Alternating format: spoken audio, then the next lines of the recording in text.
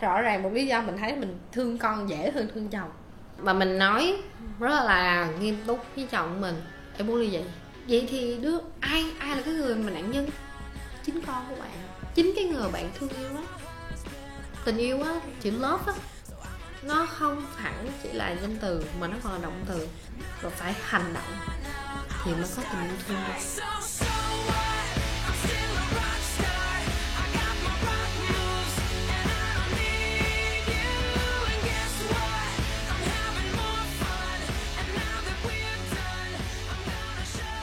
Chào mọi người, chúc mọi người hôm nay có một ngày rất là vui, rất là hạnh phúc với gia đình của mình nha. Mình thấy là khi mà mình chuẩn bị làm mẹ thì mình đọc rất là nhiều thứ viết ở trên mạng, Google này nọ, là nói về việc có con hạnh phúc như thế nào, hoặc là có con thì đau khổ như thế nào, trầm cảm ra sao. Nói chung là mặc dù cái đứa trẻ mình sinh ra đó nó chỉ là một cái sinh linh mà nó chỉ có vài kilo thôi lúc mới ra đời, nhưng mà nó chỉ cần khóc một tiếng thôi là nó chấn động được hai cái vũ trụ to lớn, đó chính là ba và mẹ của đứa trẻ đó. Và theo thấu rất là thường á, khi mà mình sinh em bé ra thì tất cả người lớn sẽ tập trung cho cái em bé đó, mà họ quên đi một người á rất là quan trọng đối với họ, mà gần sát bên họ, đó chính là người bạn đời của họ.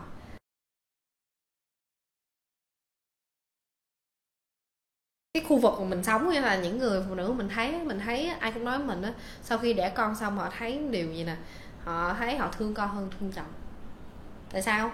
Đơn giản, khi mà mình giống như là mình chia sẻ với chồng mình muốn chồng thay đổi cái gì đó, mấy ổng cãi. Còn nhỏ xíu nó chưa biết nói gì chứ nó đâu có cãi mình đâu, đỡ mệt, thấy không? Rõ ràng một lý do mình thấy mình thương con dễ hơn thương chồng. Đôi khi thì có những ông chồng nghe, có những ông chồng không nghe, thì mình sẽ thấy thương con dễ hơn. Con đặt đâu ngồi đó, ổng mình kêu ổng đừng đi chơi, mà ổng thích thì ổng vẫn có xe ổng đi chơi làm gì được không? Và ngược lại thì cũng có những ông chồng cảm thấy là ôi sao mày yêu con dễ hơn yêu vợ, tại vì con không cằn nhằn mình, không có than vãn, không có cầu nhàu lên cầu nhàu xuống, không có cào cấu cắn chi chiết mình, làm khổ mình. Vì con thì mình gặp nó lúc nào cũng cười te tét với mình hết, thì lúc nào mình lúc đó mình chồng cũng có suy nghĩ sao thương con dễ hơn thương vợ vậy.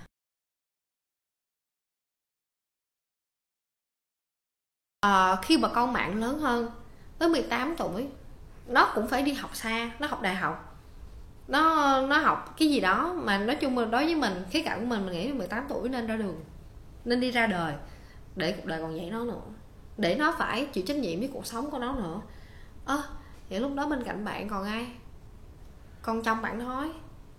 Bởi cho dù bạn cố lắm mà bạn nói mình đó là không, bạn nói với Nguyên là không, tôi sẽ nuôi con tôi tiếp tục sau hết đại học. Thì hết đại học rồi nó cũng sẽ có vợ, hoặc là nó cũng có chồng, rồi nó cũng phải tìm mọi cách để xây dựng cái gia đình của nó, xử lý cái gia đình của nó. Thì tới lúc đó bạn còn ai? Chồng bạn, người chồng của bạn, người bạn đời của bạn mới là cái người mà sống với bạn, đi với bạn hết cuộc đời này. Cho dù bạn 60 tuổi, bạn 70 tuổi, bạn 80 tuổi hay bạn 90 tuổi, thì chỉ có một mình ổng thôi. Mặc dù ổng không phải là người hoàn hảo, nhưng mà chỉ có một mình ổng. Thì trước khi mình lấy nhau á, thì mình kết hôn á, thì mình chọn người mà mình yêu để mình kết hôn. Nhưng mà sau khi kết hôn thì mình phải học cách để yêu cái sự lựa chọn của mình.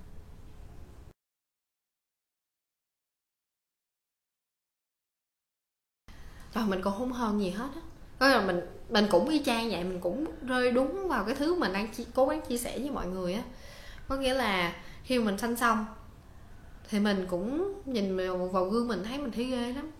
Mình mập như một con heo, đầu tóc thì rối bời, quần áo thì lết thớt. Tại chăm con mà mệt quá, mình đâu có thời gian đâu mà chăm sóc bản thân của mình. Lúc đó mình lo, mình bị stress á, tại vì con mình nó khóc á, mình không có biết là nó khóc vì cái gì, nó không biết nó khóc vì đói hay nó khóc vì nó lạnh hay là nó sao. Nói chung là rất là hoang mang, cho nên là lo cho nó còn chưa xong, huống hồ gì lo cho bản thân. Chỉ có ước gì có một thời gian nào đó để ngủ thôi đó. cái cuộc sống nó cứ tiếp tục giống vậy. Rồi xong rồi cứ mỗi lần mà thấy chồng ra đường là mình buồn. Tại sao? Tại mình ganh tị. Ổng chỉ cần mặc bộ đồ dơ lên người, xong rồi mang đôi giày, xong rồi đi ra khỏi nhà là ổng vẫn y chang như trước khi chưa có con vậy đó. Ổng ra khỏi nhà là thôi đó. Nói chung là cuộc đời của ổng không có thay đổi nhiều giống như mình. Mặc dù là mình biết ổng cũng có cái stress riêng mình, ổng cũng có cái khó khăn của ổng, nhưng mà mình ganh tị quá vì mình không được như vậy nữa. Thậm chí là mình không thể nào mà nhảy nhót giống như hồi trước khi sinh nữa. Nó sức khỏe nó giảm, rồi mọi thứ nó giảm. Rồi vì mình stress nhiều như vậy nên mình đòi ly dị. Mà mình nghĩ là sâu xa nhất là vì mình cảm thấy không được yêu thương, không được chính mình yêu thương, và cũng không thấy được chồng yêu thương nữa. Em muốn ly dị. Và chồng của Uyên á thì Aaron nói là không chấp nhận. Em bị khùng rồi. Cái này là cái thứ mà mình rất là nể Aaron, là không bao giờ buông tay mình ra, không bao giờ chấp nhận là sẽ ly dị, là không bao giờ. Nói chung là ổng rất là cam kết với cái sự lựa chọn của ổng là kết hôn với mình, và ổng tôn trọng cái cam kết đó, tìm mọi cách để giữ vững cái cam kết đó. Cực kỳ nể trong việc điều đó. Thì lúc đó Uyên với lại Aaron mới ngồi xuống và bàn với nhau, vậy bây giờ phải làm sao để có cái cảm giác lãng mạn đó lại? Thì phải hẹn hò lại thôi. Thì trong một tuần hai đứa phải sống chết gì phải đi hẹn hò, gửi con cho người khác, ông bà bạn bè, tìm mọi cách để ít nhất có trong một tuần phải có vài tiếng, ít nhất 3 tiếng, 2 tiếng cũng được, 1 tiếng cũng được, thậm chí là 1 tiếng cũng được. Hai vợ chồng hẹn hò với nhau, mặc đồ đẹp, giống như là hồi xưa lúc mới yêu nhau đó, đi ra đường làm gì cũng được, ăn kem cũng được, không có tiền thì thậm chí đi công viên cũng được, ngồi đó uống nước bình thường, nói chuyện với nhau, và đi coi phim hay là làm bất cứ thứ gì mà hai người cảm thấy thích và cảm thấy muốn, và cố gắng chia sẻ với nhau về cái cảm xúc của mình, về cái niềm vui, nỗi buồn, về những cái khó khăn trong cuộc sống, về hoài bão, về ước mơ, làm sao để hai người có thể hỗ trợ nhau nhiều nhất trong cái công việc và trong cuộc sống của cả hai. Và tuyệt đối không nhắc tới con. Có nghĩa là mình muốn là lúc đó chỉ có không gian của hai người thôi, tại vì con mình đã lo suốt một tuần rồi, và mình có thể lo từ năm này qua năm khác, từ ngày này qua ngày kia, từ giờ này qua giờ nọ, nhưng mà trong thời gian đó chỉ có hai người thôi, và chỉ có hai người thôi. Và mọi thứ nó tốt hơn. Rồi vì Aaron bắt mình phải đi chơi với bạn thân của mình, phải tám lại với bạn của mình, phải muốn mua đồ make up thì mua đi, muốn mặc đồ đẹp thì mặc đồ đẹp đi.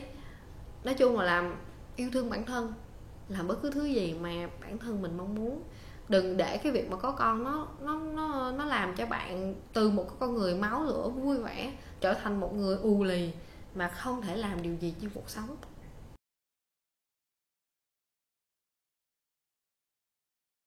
Mình muốn kể cho bạn nghe một cái câu chuyện thật và nó rất là hay. Đó chính là kể về một cái vị chuyên gia này. Ông đó tên là Stephen Covey, và ổng viết rất là nhiều sách mà rất là nổi tiếng. Thì trong đó có cuốn gọi là 7 thói quen thành đạt, mà ở Việt Nam mình có dịch mà có bán nè. Thì mình nghĩ là nếu mà các bạn có con cháu hay em của bạn mà đang tuổi mới lớn, 18 tuổi trở lên đó, nên đọc cuốn đó. Nó sẽ giúp đỡ các bé rất là nhiều luôn. Thì vì ổng nổi tiếng vậy thì có một người đàn ông mới đến và xin cái sự tư vấn của ổng về gia đình của cái người đàn ông đó. Người đàn ông mới nói như là tôi không biết phải làm gì hết á, tại vì tôi cảm thấy tôi không yêu thương vợ tôi nữa, vậy tôi phải làm sao? Thì cái ông Stephen Covey này mới trả lời vậy nè: thì anh hãy yêu chồng, anh hãy yêu cô ấy đi. Cái ông này mới nói: nhưng mà tôi đã cố gắng rất là nhiều, tôi đã cố gắng rồi, nhưng mà tôi không còn một chút xíu cái cảm giác gì hết, không có rung động, không có yêu thương gì cô ấy nữa, thì tôi phải làm sao? Thì cái ông Stephen Covey đó mới trả lời là hãy yêu cô ấy đi. Thì cái ông này mới điên lên, Trời ơi, tôi nói rồi, tôi nói mà ông không hiểu hả? Tôi không còn một chút xíu tình yêu thương gì với cô ấy, không còn một cái cảm giác gì hết, làm sao mà yêu được nữa. Thì cái ông Stephen Covey này ông mới nói là ủa, cái từ love á nó là động từ á, có nghĩa là khi mà bạn phục vụ cô ấy, bạn chăm sóc cô ấy, bạn lắng nghe cô ấy, bạn suy nghĩ giùm cô ấy, cho cuộc sống cô ấy, bạn muốn cho cô ấy tốt hơn và bạn cố gắng làm điều đó thật sự, thì từ những cái hành động đó nó mới dẫn đến cái cảm xúc yêu thương được. Cảm xúc nó chỉ là kết quả của một cái hành động. Thì khi mà mình yêu ai đó thì mình phải hành động, và mình muốn yêu ai đó thì mình cũng phải hành động. Bạn thấy không? Bây giờ là nếu mà bạn không hành động mà bạn cứ để cho cái việc mà cái cảm xúc mà thương chồng, thương con nhiều hơn thương chồng, hoặc là thương con nhiều hơn thương vợ lấn át đi, mà hai vợ chồng càng ngày càng cách xa nhau, không giải quyết cái mâu thuẫn đó, không có sửa đổi nó, không có điều chỉnh nó, thì kết quả là gì? Tan vỡ. Vậy thì ai là cái người mà nạn nhân? Chính con của bạn, chính cái người bạn thương yêu đó. Vì cái thế giới của một đứa trẻ là cha và mẹ của chúng. Nếu cái thế giới đó sụp đổ thì tất cả mọi thứ của nó sụp đổ, và rất khó để xây dựng lại, rất khó để làm lại từ đầu.